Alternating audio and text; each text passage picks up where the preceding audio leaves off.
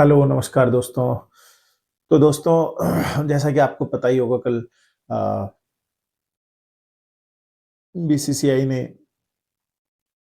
Champions trophy के लिए Indian team की जो टीम स्क्वाड है वो अनाउंस कर दिया है दोस्तों। तो जो कल दोपहर में 12:30 बजे प्रेस कॉन्फ्रेंस होनी थी, अ, जो मुख्य चयनकर्ता हैं अजीत अगरकर और अ, चीफ सेलेक्टर मतलब अजीत अगरकर और भारतीय टीम के जो कैप्टन है रोहित शर्मा, उन दोनों ने जो प्रेस कॉन्फ्रेंस की, उसमें उन्होंने टीम का अनाउंसमेंट किया और कुछ जो मीडिया के सवाल थे उनका भी जवाब दिया। तो दोस्तों पहले तो बात कर लेते हैं कि जो 15 मेंबर्स की जो टीम अनाउंस की है, उसमें कौन-कौन प्लेयर हैं और कौन-कौन नहीं हैं दोस्तों। तो पहले मैं टीम में जो प्लेयर्स हैं उनका नाम बता देता हूँ आपको। Rohit Sharma captain, Shubman Gill vice captain.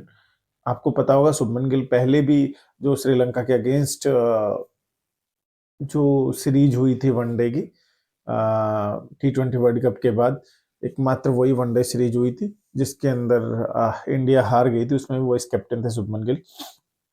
इसके अलावा Virat Kohli number 3, Shreyas Iyer number 4, KL Rahul 5, Hardik Pandya 6, अक्षर पटेल 7, वॉशिंगटन सुंदर 8, कुलदीप यादव 9, जसप्रीत बुमराह 10,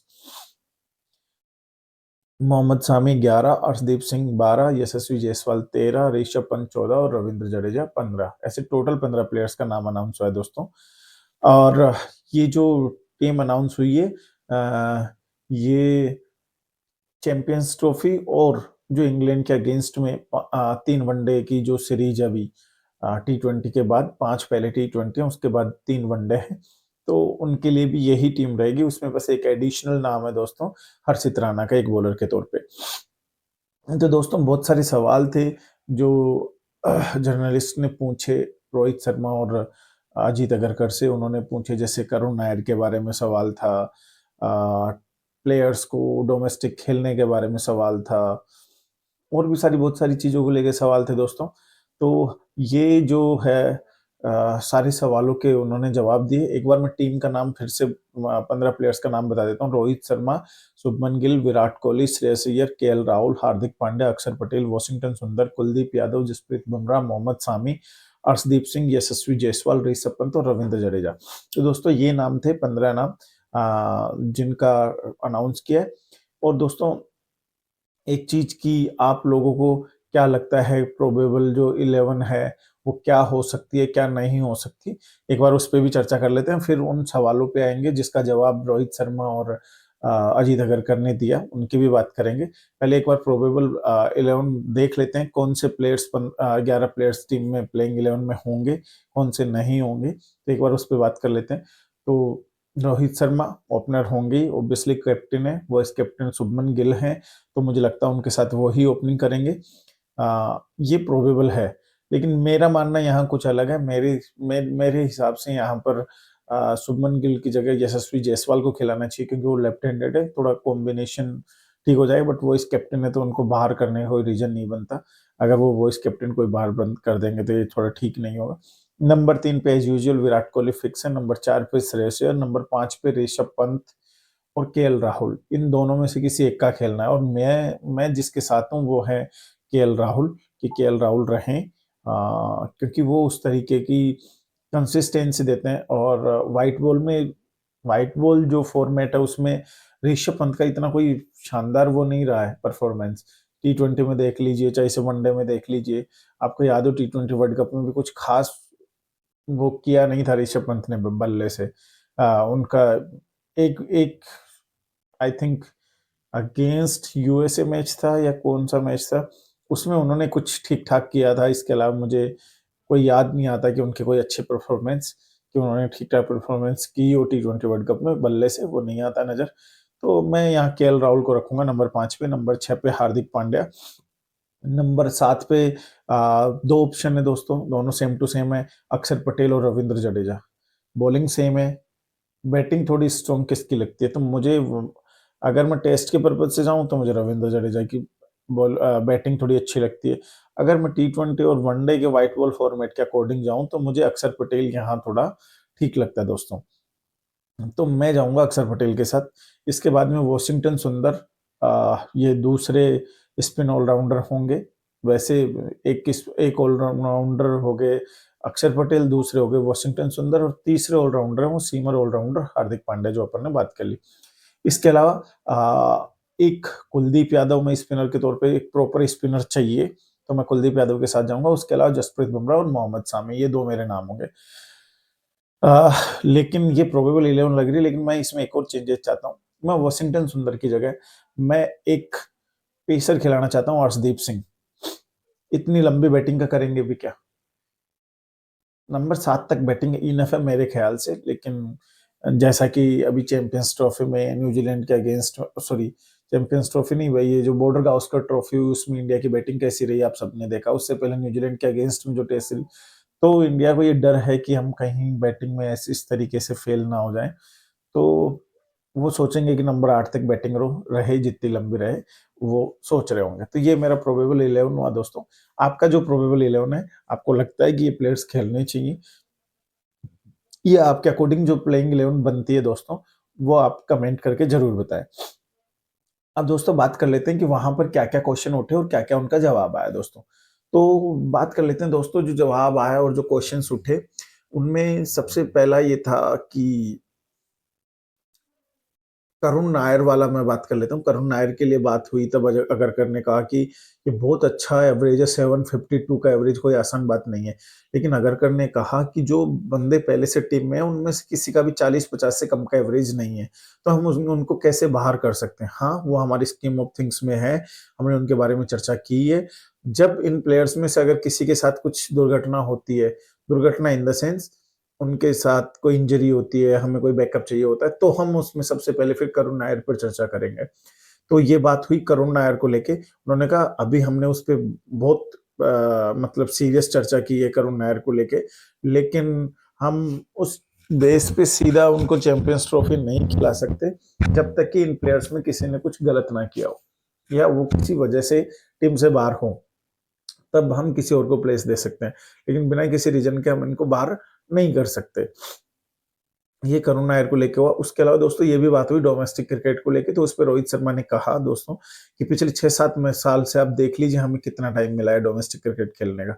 जिस टाइम डोमेस्टिक क्रिकेट, ये जो सितंबर, अक्टूबर, नवंबर, दिसंबर, जनवरी, फरवरी, मार्च तक लगभग डोमेस्टिक क्रिकेट होता है, और उस टाइम पीरियड में हमारे पास मतलब जो इंटरनेशनल सीरीज होती है उनमें ही टाइम नहीं मिलता।